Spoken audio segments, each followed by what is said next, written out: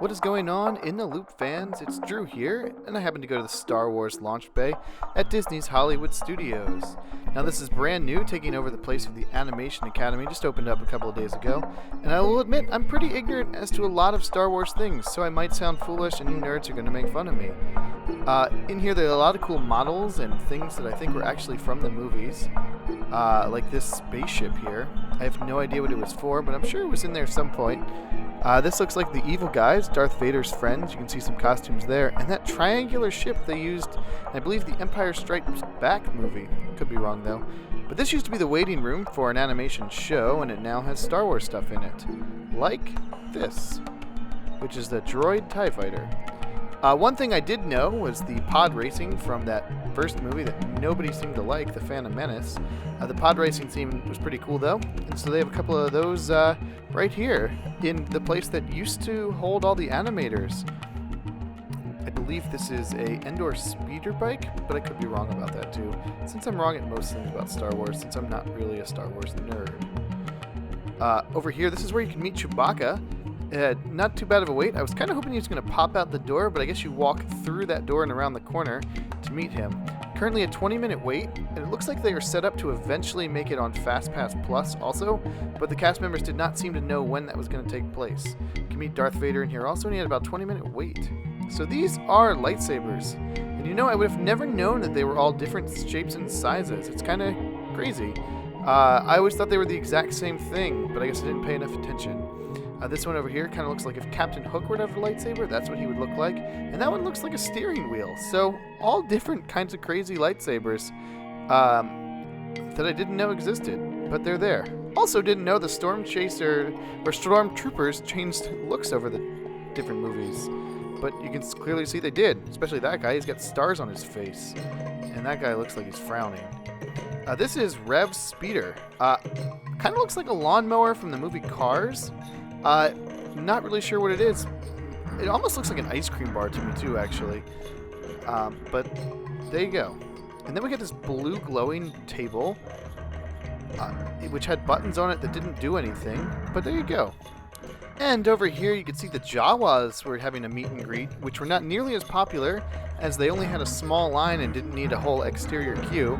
But they, of course, their meet and greet just ended, so that might be why. And then this room is something that I thought was kind of fascinating, and also at the exact same time, great advertisement for Disney. Here you go, you can take these guys and play Disney Infinity.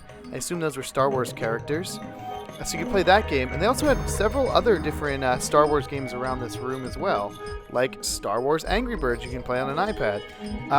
Didn't really know what I was doing here, so I flung it around, and the guy went off into space. Seemed to defy gravity there, but he had a lightsaber, and I was like, ah, shit. I guess I can stab people with it. So, shooting it around, spinning around, and there you go. That's what I did. But it was pretty neat and kind of exciting. But panning around here, you can see lots of different places you can play games, several different tablets, as well as other game consoles like Xboxes and stuff like that. Here was something I knew what it was. It was the Millennium Falcon. The sign clarified my opinion there, but spinning around looked really awesome, and it was really big. You can see it there. Alright, now we're on to guns. And that looks like to be Luke's binoculars. Could be wrong there, though. I don't even know if they're binoculars. But more guns. That one's kind of funky looking. And that one looks like a mask if they were going to go to like a ball or something. So, more shooting things. And some different models of vehicles. That one looks like it's flying. That one looks like it's for the good guys.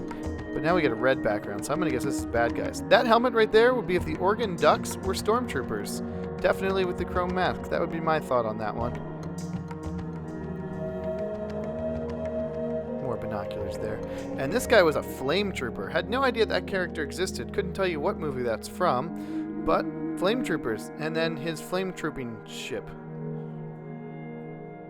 Of course, it wouldn't be Disney without merchandise you can actually buy. Here's some fancy little comic book style posters. You could purchase these in the gift shop, as well as this artwork that looks like it's painted to look like Star Wars things.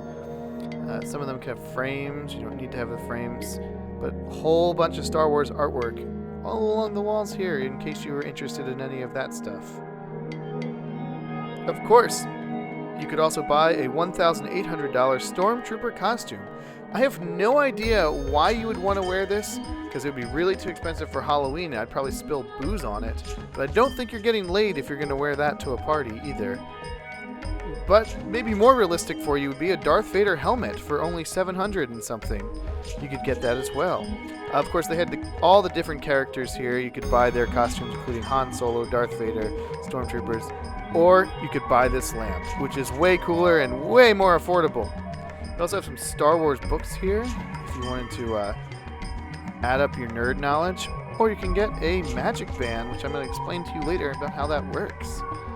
One thing we were told to look at were the Jedi umbrellas, and there you go, they're up there. As well as this lightsaber, which looks like if Jesus were to have a lightsaber, he would have this one. See? It's got the little cross part on it.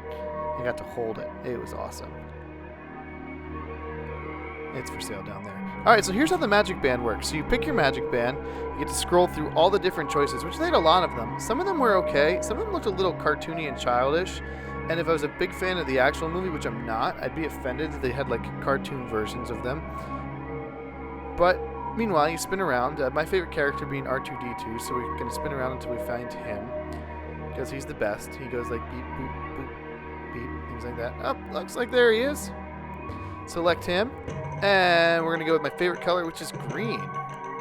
So moving on to the next screen, which is pretty sweet. You can add your name to the MagicBand. And you don't have to necessarily put your name in English. So here I am, Drew. And then they have a button that says Star Wars language on it. It actually says something else, but I have no idea how that's pronounced. Arabish or something?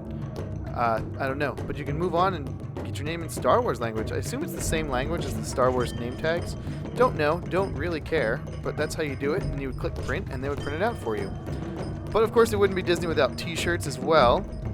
And one final look here of the really expensive costumes. Now, this one is not even a costume. This is a statue you could put in your house. Sort of be like Barney Stinson from How I Met Your Mother. Well, thank you guys for checking out this video and all our other videos. And enjoy the rest of your day here on our YouTube channel for $9,000. Make sure you like us on Facebook and all those other great things too.